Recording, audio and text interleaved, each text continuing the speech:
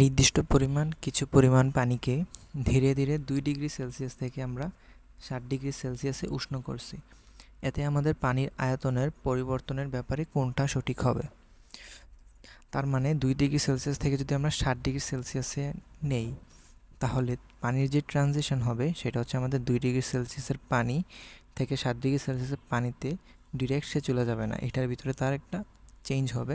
So option অনুযায়ী এখানে একটা অপশন ছিল যে তার আয়তন প্রথমে কমবে তারপর হ্রাস পাবে, প্রথমে কমবে তারপর বৃদ্ধি পাবে। আবার কিছু অপশন ছিল যে আয়তন কমবে, আবার আরেকটা অপশন ছিল আয়তন বাড়বে।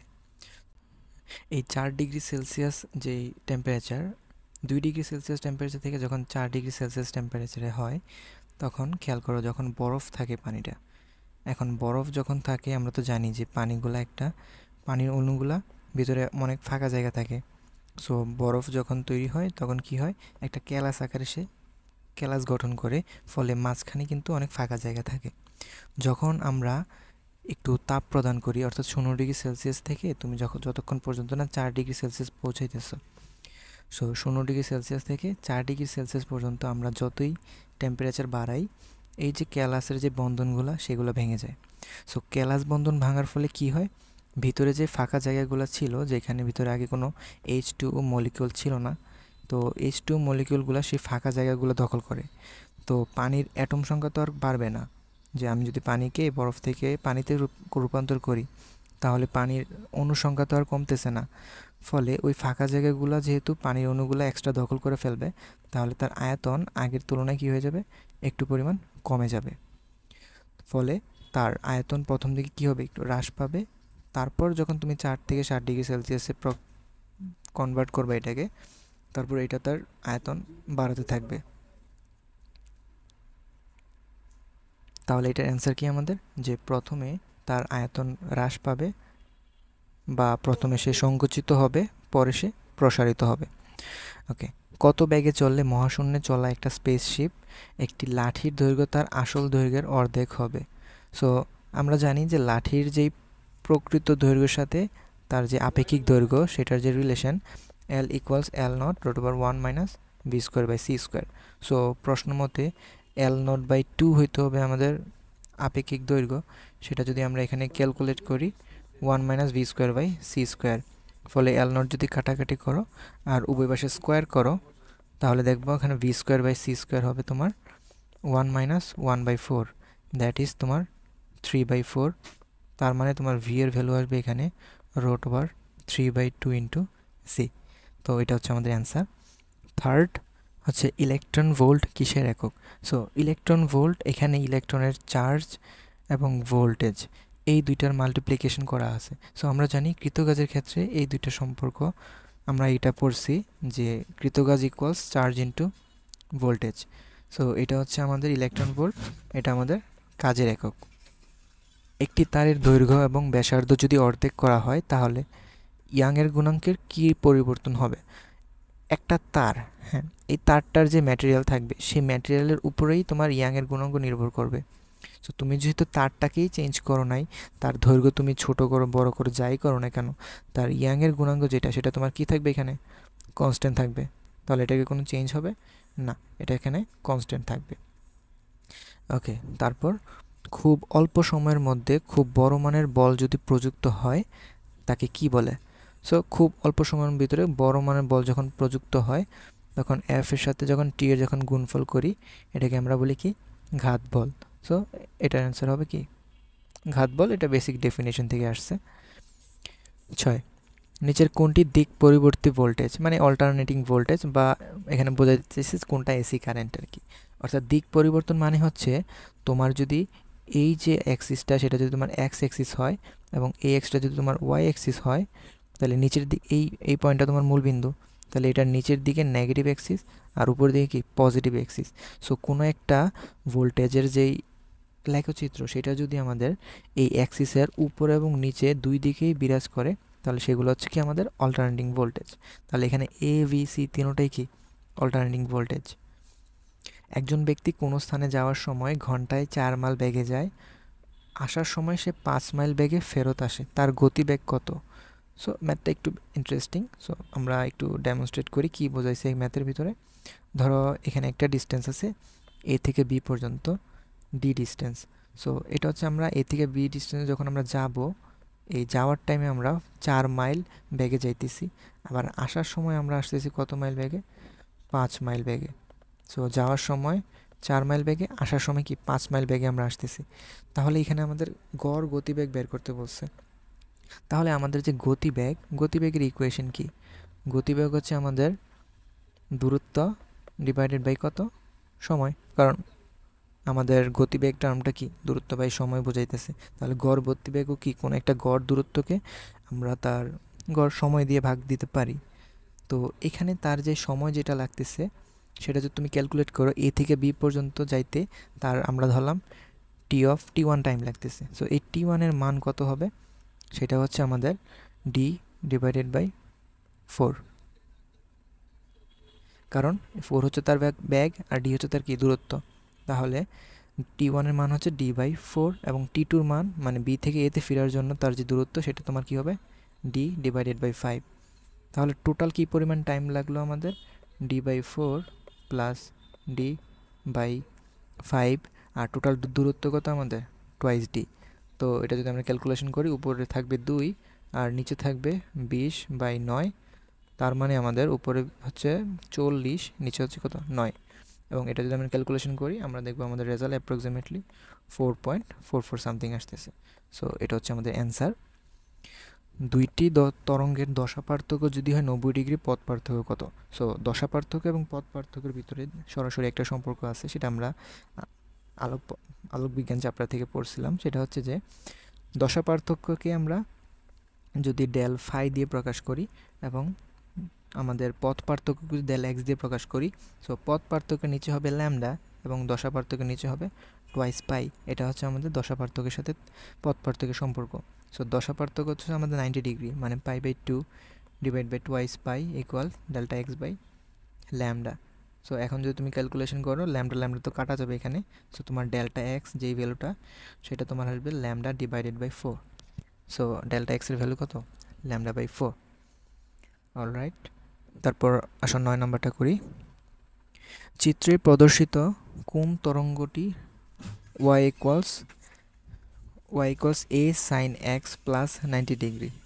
আমি চিত্রটা একটু বড় করে আঁকি। ধরো একটা চিত্র হচ্ছে এরকম, আরেকটা চিত্র হচ্ছে আমাদের এরকম, এবং আরেকটা চিত্র হচ্ছে আমাদের এরকম, অপোজিট ডিরেকশনে আর কি। তো এখানে হবে কোনটা? আমরা জানি এটা হচ্ছে একটা সাইন গ্রাফ। তো সাইনের যে ভ্যালুগুলো শুরু হয় মূল বিন্দু থেকে। এখন মূল বিন্দুতে অর্থাৎ তোমার এক্স বা ওয়াই তুমি চিন্তা করতে পারো, এক্স যখন তোমার 0 ডিগ্রি হবে, ওয়াইয়ের ভ্যালু তোমার কত হবে তখন? সেটাই তুমি বের করো। তো ওয়াইয়ের ভ্যালু হবে তোমার আলফা সাইন 90 ডিগ্রি। তো সাইন 90 ডিগ্রি ভ্যালু কত? আমরা জানি সাইন 90 ডিগ্রি ভ্যালু কত? 1। তার মানে এক্স যখন তোমার 0 হবে, ওয়াইয়ের ভ্যালু তখন কী হইতেছে? আলফা বা সর্বোচ্চ মান হইতেছে। তাহলে x = 0 তো আমাদের কোন বিন্দুটা? x = 0 হচ্ছে আমাদের এই বিন্দুটা। তাহলে এই বিন্দুতে y এর সর্বোচ্চ মান হইতে হবে কোন পয়েন্টে? এইটা, যেটা হচ্ছে আমাদের কি? আলফার ভ্যালু। তাহলে আমাদের এই যে গ্রাফটা, এটাই হচ্ছে কি আমাদের অ্যান্সার, যেটা এখানে তোমাদের যে একটু এই ডট ডট দেওয়া যে অংশটা সেটা আর কি আমাদের বি। সো এখানে অ্যান্সার হবে কি? বি। 20 ডিগ্রি সেলসিয়াস এবং 100 ডিগ্রি সেলসিয়াস তাপমাত্রা দ্বয়ের মধ্যে কার্যকর একটি কার্নো ইঞ্জিনের দক্ষতা কত? সো এটা যদি আমরা আদর্শ কার্নো ইঞ্জিন চিন্তা করি, 1 - T1/T2 বা 1 তোমার উপরে হবে যেটা কম টেম্পারেচার 20 ডিগ্রি সেলসিয়াস, যেটা তুমি লিখতে পারো 293 কেলভিন। আরেকটা হচ্ছে 100 ডিগ্রি সেলসিয়াস, যেটা তুমি লিখতে পারো 393 কেলভিন, 373 কেলভিন ইকুয়ালস। এখন 1 - উপরে 293, নিচে 373। সো এটা যদি তুমি ক্যালকুলেশন করো, ক্যালকুলেটর দিয়ে ক্যালকুলেশন করে ফেলবে, এটার অ্যান্সার হবে সে প্রায় 0.214 এর কাছাকাছি একটা ভেজাল। ওকে, 11 চার্জের কোয়ান্টাম অনুযায়ী নিচের কোন চার্জটি কোনো বস্তুতে থাকা সম্ভব? সো চার্জের কোয়ান্টাইজেশন জিনিসটা আমরা একটু বুঝি। চার্জের কোয়ান্টাইজেশন জিনিসটা হচ্ছে আমি যদি কোনো একটা বস্তুকে চার্জিত করতে চাই, সেটা হতে পারে পজিটিভ চার্জ বা নেগেটিভ চার্জ। পজিটিভ চার্জ যদি করতে চাই এটাকে, আমরা এটার ভিতর থেকে ইলেকট্রন বের করে ফেলতে হবে। এখন নেগেটিভ চার্জ যদি করতে চাই তাকে, তখন কি করতে হবে, এটার ভিতরে ইলেকট্রন অ্যাড করতে হবে। সো আমরা হয়তো ইলেকট্রন রিমুভ করব অথবা ইলেকট্রন অ্যাড করব। সো অ্যাড করি বা রিমুভ করার সময় আমরা কি অ্যাড করতেছি, ইলেকট্রন। তো আমরা কি কখনোই ধরো দুইটা ইলেকট্রন রিমুভ করতে পারবো বা অ্যাড করতে পারবো, কিন্তু কখনোই কি আমরা অর্ধেকটা ইলেকট্রন বা 3/2টা ইলেকট্রন কি যোগ করতে পারবো বা বিয়োগ করতে পারবো কি, বা বের করতে পারবো কি? না। তার মানে আমরা সবসময় একটা পূর্ণ সংখ্যক ইলেকট্রনকেই বের করতে হইতেছে। তাহলে ইলেকট্রনের একটার চার্জ যদি হয় কিউ, তাহলে তুমি পূর্ণ সংখ্যক যদি ইলেকট্রন বের করো, সেই পূর্ণ সংখ্যার নাম্বারটা হচ্ছে কি এন। তাহলে এইটা তুমি যদি ইলেকট্রনের একটা চার্জের সাথে গুণ দাও, তাহলেই তুমি পাবা তোমার টোটাল চার্জ। তাহলে এখানে যে টোটাল চার্জগুলোর ভ্যালু দেওয়া আছে, যেটা তোমার এই শর্তটা যেটা ফলো করবে, অর্থাৎ তোমার N equals Q divided by small Q, বা এটাকে তুমি কিউ ডিভাইড বাই ইলেকট্রনের চার্জও লিখতে পারো। তো ইলেকট্রনের চার্জ তো 1.6 ×10⁻⁹ কুলম্ব। এখন চার্জগুলো যেগুলো দেওয়া আছে 3.2 ×10⁻⁹ কুলম্বই এমন একটা রেজাল্ট যেটার ভিতরে তুমি পূর্ণ সংখ্যক ভ্যালু পাও। সো দুইটা ইলেকট্রন তুমি এখানে পাইতেছো। সো এখানে বি হচ্ছে অ্যান্সার। একটি সরল দোলকের দোলনকাল 3 গুণ করতে হলে দৈর্ঘ্য কতটুকু পরিবর্তন করতে হবে? সো দোলনকালের সাথে আমাদের দৈর্ঘ্যের সম্পর্ক কি? আমরা জানি T equals √T is proportional to √L। তো তুমি যদি এটাকে 3 গুণ পাইতে চাও, অর্থাৎ এটা যদি তোমার 3 গুণ হইতে হয়, এই √এর ভিতরের অংশ থেকেই তো তোমার 3 গুণ আনতে হবে। তার মানে তোমার √এর ভিতরের অংশটা যদি 9 গুণ হয়ে যায়, তাহলে 9-এর রুট করলে তোমার 3 হবে, 3√L। তখনই তোমার রেজাল্টটা 3 গুণ আসবে। সো এটার অ্যান্সার হবে কত? 3 গুণ করতে হলে আমাদের 9 গুণ করতে হবে এলকে। ভূপৃষ্ঠ থেকে এম ভরের একটি পাথরকে ভি বেগে উপরে যদি খাড়া নিক্ষেপ করো, নিচের কোন বিবৃতিটি সঠিক? পাথরটির সর্বোচ্চ বিন্দুতে স্থিতিশক্তি কি? 0। নিচের কোন বিবৃতি সঠিক নয়? কারণ তুমি একটু খেয়াল করো, এই বিবৃতিটা সঠিক নয় কারণ কি, তুমি যদি এই ভি ব্যাগে যদি নিক্ষেপ করো, ভি ব্যাগটা কি আমাদের মুক্তিবেগ বলা আছে? না, মুক্তিবেগ বলা নাই। তাহলে সর্বোচ্চ বিন্দুতে সে, খেয়াল করো, এখানে যদি তুমি একটা বস্তুকে উপরের দিকে নিক্ষেপ করো, সে একটা না একটা সময় এসে কী হবে, এখানে থামবে। তো থামা মানে কি, এখানে তার ভ্যালোসিটি কত, 0 হয়ে যাবে না? তাহলে এই পজিশনে, সর্বোচ্চ পজিশনে তার কি কোনো গতিশক্তি আছে? নাই, গতিশক্তি 0। তার মানে এই উক্তিটা সঠিক। নিক্ষেপণ বিন্দু থেকে সর্বোচ্চ বিন্দু পর্যন্ত মোট শক্তি সমান, এটা তো আমরা জানি যে প্রত্যেকটা পয়েন্টে তার টোটাল শক্তি সংরক্ষণ থাকে। সি কি, পাথরটি নিক্ষেপণ বিন্দুতে গতিশক্তি সর্বোচ্চ।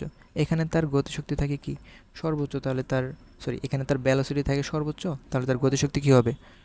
তার গতিশক্তি হবে এখানে সর্বোচ্চ। পাথরটার সর্বোচ্চ বিন্দুতে স্থিতিশক্তি কত? 0।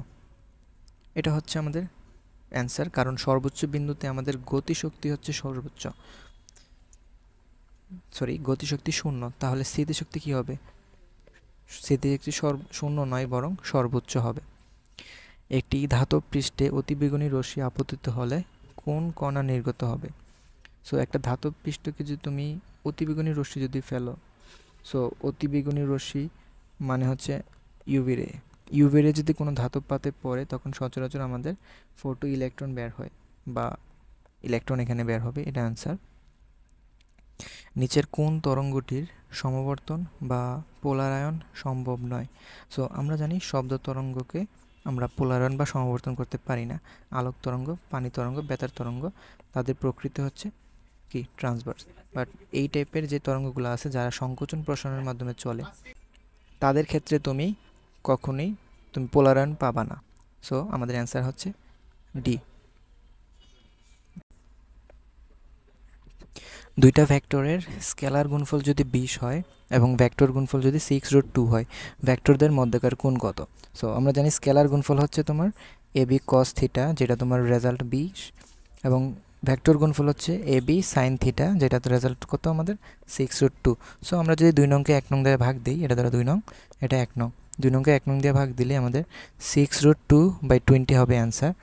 সো এটাকে আমরা tan থিটা লিখতে পারি। সো এখান থেকে ভেক্টরদের মধ্যকার কোণ বের করে ফেলতে পারি আমরা। সো tan ইনভার্স 6√2/20, এটা ক্যালকুলেটর দিয়ে যত আসে সেটা হবে অ্যান্সার। মিটার ব্রিজ নিজের কোন ক্ষেত্রে কাজ করে? হুইস্টন ব্রিজের যে নীতি সেটার উপর ভিত্তি করে আমাদের মিটার ব্রিজের নীতিগুলো স্থাপন করা হয়েছে। কারণ ওই যে মিটার ব্রিজের ক্ষেত্রে খেয়াল করো, দুইটা খাপ থাকে যেখানে এখানে দুইটা অজানা রোধ রাখা যায় এবং সেটাকে একটা তারের মাধ্যমে যুক্ত করা হয়, যেটা 1 মিটার দৈর্ঘ্যের তার থাকে আর কি। এখন এখানে মাঝখানে একটা কি থাকে, জকি থাকে, সেটার মাধ্যমে আমরা এই তারটাকে দুইটা অংশে ভাগ করি। ফলে এখানে P/Q R/S যদি সমান হয় তখন আমাদের এখানে হুইস্টন ব্রিজের নীতি অ্যাপ্লাই হয়। একটি বাড়ির মেইন মিটারে 5 এম্পিয়ার 220 ভোল্ট সো কারেন্ট এবং ভোল্টেজের রেটিং দেওয়া আছে। ওই চিহ্নিত করা যেই বাড়িটা সেটার ভিতরে আমরা 100 ওয়াটের বাল্ব ইউজ করতে পারবো কয়টা, সেটা আমাদের বের করতে হবে। প্রত্যেকটা বাল্ব দেখো 100 ওয়াটের, তাহলে টোটাল কি পরিমাণ ক্ষমতা আমাদের মিটারটা নিতে পারবে সেটা যদি আমরা গুণ করি, P = V × I, তার মানে 5-এর সাথে যদি 220 গুণ দাও 1100 হবে, সেটাকে তুমি 100 দিয়ে ভাগ দাও, তাহলে 11টা বাতি আমরা নিরাপদে চালাতে পারবো। একটি ঘড়ির সেকেন্ডে কাটার কৌণিক গতিবেগ কত? সো কৌণিক গতিবেগ বা কৌণিক ভেলোসিটির জন্য আমরা জানি কৌণিক সরণকে টাইম দিয়ে ভাগ দিতে হয়। তো ঘড়ির সেকেন্ডের কাটাটা ধরো একবার পুরা 360 ডিগ্রি অর্থাৎ থিটা যখন 2π হবে, সেই 2π অতিক্রম করতে তার কতটুকু সময় লাগে? এক ঘড়ির সেকেন্ডের কাটার জন্য কিন্তু 60 সেকেন্ডে একবার সে এই পুরোটা একবার ঘুরে ফেলে। তাহলে 2π যাইতে সেকেন্ডের কাটাটা কিন্তু তোমার এত রেডিয়ান যাইতে হবে। তাহলে তোমাদের অ্যান্সার হবে π/30 রেডিয়ান পার সেকেন্ড। গরম বস্তু ঠান্ডা করতে কোনটি সবচেয়ে বেশি কার্যকর হবে? গরম বস্তু ঠান্ডা করতে ঠান্ডা পানি সবচেয়ে, একটি গরম বস্তু ঠান্ডা করতে ঠান্ডা পানির যেই এফেক্টে সেটা কি সবচেয়ে বেশি হবে, কারণ এটা দিয়ে তুমি Q = ms ডেল থিটা দিয়ে চিন্তা করতে পারো যে যেটার আপেক্ষিক যেই তাপ সেটা বেশি হবে, সেটা তোমার বেশি পরিমাণ তাপ গ্রহণ করতে পারবে, তাহলে তোমার ঠান্ডা পানির ক্ষেত্রে এসের ভ্যালু সবচেয়ে বেশি। ওকে, ভূপৃষ্ঠ থেকে ভরের একটি বস্তুকে কমপক্ষে কত বেগে সোজা উপরের দিকে নিক্ষেপ করলে সেটা আর ফিরে আসবে না? সেটা তো আমরা আশা করি জানি, সেটা হচ্ছে মুক্তিবেগ, বা সেটা ρ/g/rও তুমি লিখতে পারো। সো মুক্তিবেগের ইকুয়েশন ρ/g/r বা 11.2 কিলোমিটার/সেকেন্ড। পৃথিবীর ব্যাসার্ধ যদি r হয়, পৃথিবীর পৃষ্ঠ হতে কত গভীরে অভিকর্ষ ত্বরণ মান? পৃথিবীর অভিকর্ষ ত্বরণ মানের 1/3 হবে। আমরা জানি পৃথিবীর গভীরতায় আমাদের যেই অভিকর্ষ ত্বরণ সেটা 1 - d/r × GE এই ইকুয়েশন দ্বারা স্যাটিসফাই হয়। তাহলে তুমি যদি পৃথিবীর কোনো একটা নির্দিষ্ট গভীরতার ভিতরে অভিকর্ষ ত্বরণ মান 1/3 পাইতে চাও, তাহলে 1/3 হবে এটার value of G(e) = 1 - d/r × G(e). তাহলে G(e) কাটলে আমাদের d/r আমাদের কত হবে? d/r হবে আমাদের 2/3, তার মানে d হচ্ছে 2/3r। তো এটা হচ্ছে আমাদের অ্যান্সার। 6 কেজি ভরের একটি বস্তু 6 সেকেন্ড ধরে 2 নিউটন বল প্রযুক্ত হয়, উক্ত বস্তুর বেগের পরিবর্তন কত? সো আমরা জানি আমাদের ঘাত বলের যে ইকুয়েশন যে = Ft, এটাই আমাদের ডেল্টা পি বা ডেল্টা এম ভি। সো ভরবেগের পরিবর্তনটাই আমাদের ঘাত বল আকারে মেইন হবে। তাহলে ঘাত বল তুমি যদি বের করতে চাও, Ft এই দুইটার গুণফল লাগবে। তাইলে আমাদের 6 এবং 2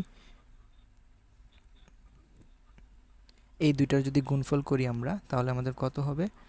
আমাদের 6 × 2 হচ্ছে 12, সো 12 কিলোমিটার/সেকেন্ড। আচ্ছা সরি, এখানে বস্তুর বেগের পরিবর্তন বের করতে বলছে, তার মানে ডেল্টা ভি তুমি বের করবা, বাট আমরা তো এখানে ভর বেগের পরিবর্তন বের করলাম। তো ভর বেগের পরিবর্তন কি হবে? m × delta V. So delta V হচ্ছে 12 ভর দিয়ে ভাগ দাও 6 দিয়ে, তার মানে 2 মিটার/সেকেন্ড। এটা হচ্ছে আমাদের অ্যান্সার। দুইটা বস্তুর ঘর্ষণের ফলে তাপ উৎপন্ন হয়, এটা কোন ধরনের প্রক্রিয়া? সো দুইটা বস্তুর ঘষে তুমি যে তাপটা উৎপন্ন করবা সেটা কিন্তু কোনোভাবেই তুমি আর ব্যাক করে, মনে করো দুইটা বস্তু ঘষার ফলে যে তাপটা উৎপন্ন হয়েছে সেই তাপটা পুনরায় বস্তু দুইটার ভিতরে আমরা কোনো রিভার্সিবল মাধ্যমে এটাকে আবার পুনরায় সেই বস্তু দুইটার ভিতরে ব্যাক করানো সম্ভব না। সো এই ধরনের প্রক্রিয়াকে আমরা বলি অপ্রত্যাবর্তী প্রক্রিয়া। সো রুদ্ধতাপী মানে হচ্ছে সেখানে তাপের যে পরিবর্তন সেটা হবে 0, বাট এখানে তো তাপের উৎপন্ন হইতেছে, সো ডেল্টা কিউ তো 0 না, এটা সমস্ত প্রক্রিয়াও না, সো এটার প্রত্যাবর্তী হবে না, অপ্রত্যাবর্তী প্রক্রিয়া হবে। তারপর লাস্ট, 500 গ্রাম ভরের একটি বস্তুকে স্থির অবস্থান থেকে 2 নিউটন বল প্রয়োগ করে 1 মিটার দূরে সরানো হলো। বস্তুর উপর কৃতকাজের পরিমাণ কত? সো আমরা জানি কৃতকাজ W equals M G into S. তাহলে এম জি, বা তুমি এটা এফ এসও চিন্তা করতে পারো, এম জি তো আমাদের বল, তাহলে 2 নিউটন হচ্ছে বল আর সরণ হচ্ছে 1 মিটার। তার মানে আমাদের এখানে কৃতকাজ হবে কত? 2 জুল। সো এখানে ভরের কোনো কাজই নেই। তুমি অ্যাকচুয়ালি ভর থেকে চাইলে তুমি এখন ত্বরণ বের করতে পারো যে বস্তুটা কী ত্বরণে চলতেছে যদি তার উপর 2 নিউটন বল প্রয়োগ হয়।